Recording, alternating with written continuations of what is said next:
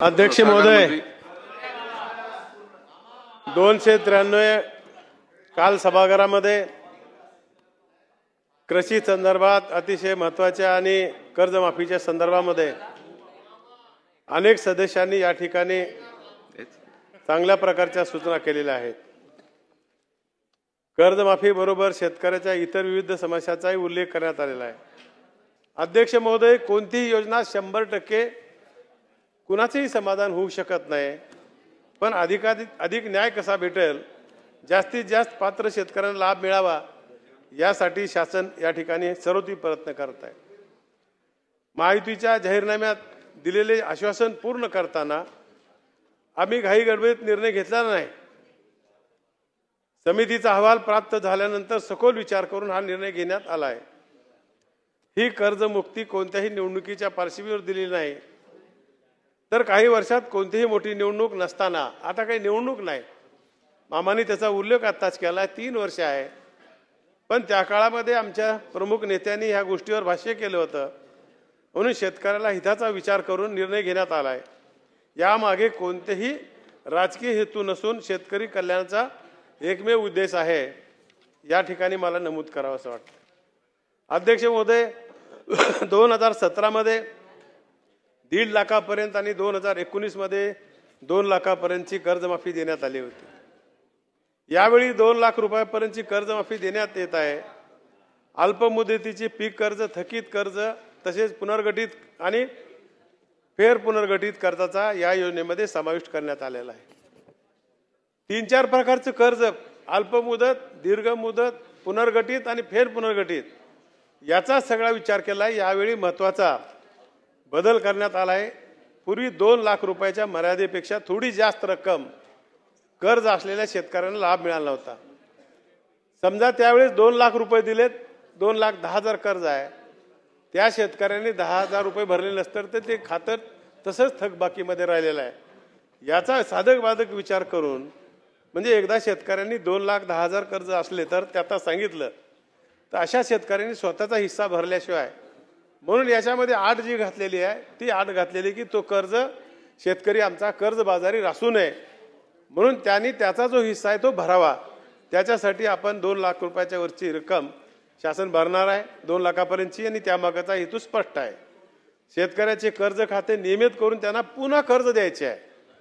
हे कर्जमाफी म्हणजे आता संपलं असं नाही आहे।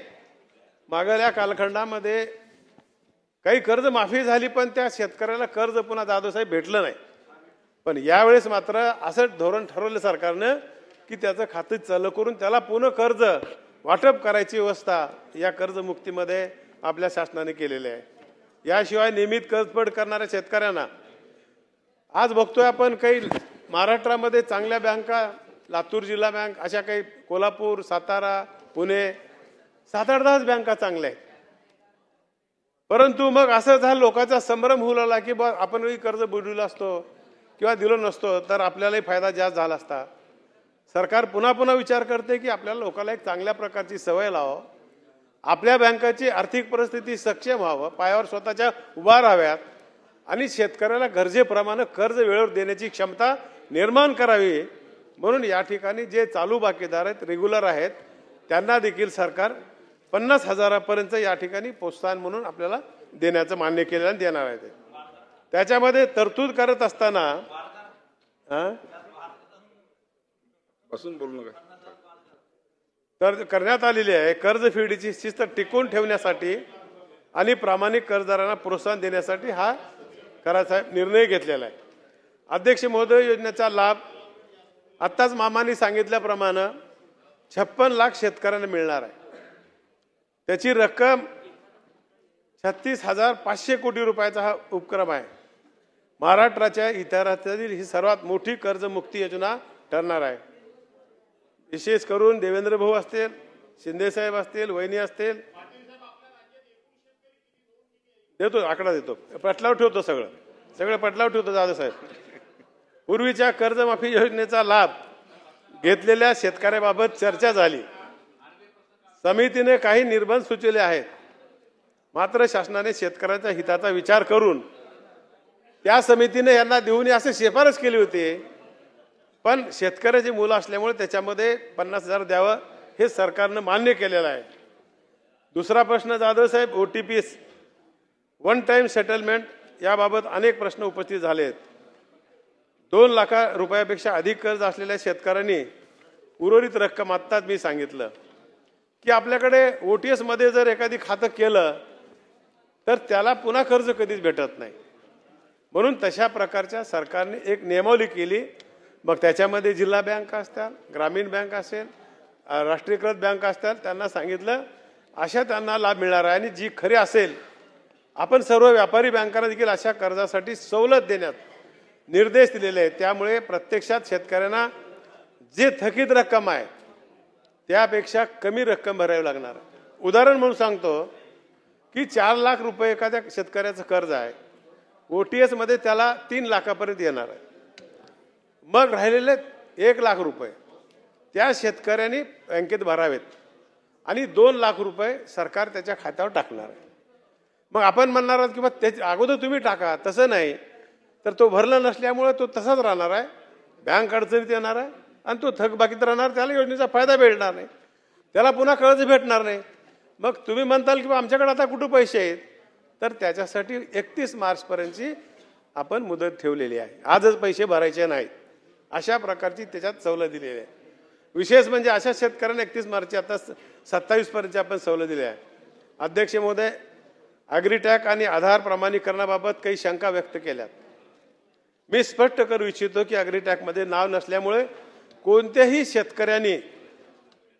शेतकरी वंचित राहणार नाही. प्रथम त्याची नोंदणी करून घेतली जाईल, नंतर त्याला योजनेचा लाभ दिला जाईल. आवश्यक असल्यास यासाठी विशेष मोहीम राबवण्यात येईल. त्याच्यासाठी जिल्ह्याला एक कलेक्टर महोदयाच्या अध्यक्षतेखाली एक समिती नेमलेली आहे आणि काही अडचण असेल तर त्या ठिकाणी तसे तक्रार करायची. त्या संदर्भात ताबडतोबीनं त्या ठिकाणी निर्णय दिला जाईल आणि सरकार देखील त्याचा अपडेट घेणार आहे महिन्याला. या चर्चेदरम्यान अनेक माननीय सदस्यांनी विधायक सूचना मांडल्या. नियमित परतफेड करणाऱ्या प्रोत्साहन अनुदानाची मर्यादा 2017 मधील पात्र आणि वंचित राहिलेले लाभार्थ्यांना सिबिल स्कोअरचा एक प्रश्न आहे, ते देखील आपण पाटील साहेब या ठिकाणी अल्पभूधारक शेतकऱ्याच्या अडचणी यासारखे अनेक मुद्दे मांडण्यात आले आहेत. हे सर्व सूचना शासन सकारात्मक विचार करेल. मुख्यमंत्री महोदयाच्या अध्यक्षतेखाली पुन्हा एकदा दुसरी कमिटी नेमली आहे की आताच मामाने सांगितले की आमचे सावरकर आहेत, कैलास पाटील आहेत, आमचे नरके साहेब आहेत, अनेक आमदारांनी काही सूचना मांडलेल्या आहेत. तर त्याच्याही संदर्भामध्ये आम्ही कमिटीच्या समोर हे विषय मांडू आणि त्याचाही सकारात्मकपणे आम्ही निश्चितपणे त्याचा विचार करू, या ठिकाणी मला सांगायचे. आता पात्र आणि अपात्रच्या संदर्भामध्ये संभ्रम निर्माण करावेत काही लोक. मला आपल्याला सभागृहाला सांगायचे, या योजनेतील अटीबाबत काही शंका उपस्थित करण्यात आल्या, मात्र या अटी नव्याने घालण्यात आलेल्या नाहीत. पूर्वीच्या सर्व कर्जमाफी योजनेमधील अशाच प्रकारच्या अटी लागू होत्या. दोन्हीही कागद माझ्याकडे आहेत जाधव साहेब. मागल्या वेळी देखील तेच अट होती आणि आता देखील तेच अट आहेत. पण काही लोक म्हणतात की मागल्या वेळेस असं नव्हतं. असं नाहीये, तेच अटी आता लागू घातल्यात. आता त्या अटी कोणत्या आहेत, तर विद्यमान आणि माजी आमदार, खासदार, आयकरदाते, सरकारी कर्मचारी, सार्वजनिक उपक्रमातील अधिकारी, कर्मचारी, तसेच स्थानिक स्वराज्य संस्थेचे लोकप्रतिनिधी यांना योजनेतून वगळण्यात आलेला आहे. कारण शासनाचा उद्देश गरजू आणि प्रत्यक्ष शेतीवर अवलंबून असलेल्या शेतकऱ्यांना मदत करणे हाच आहे. सन 2019च्या कर्जमाफीमध्ये जे 6 निकष होते, मी आता जे सांगितलं तेच कॉपी, दोन्ही कॉप्या माझ्याकडे आहेत. वाटलं तर पटलावर ठेवतो. आणि आता देखील तेच निकष आहेत.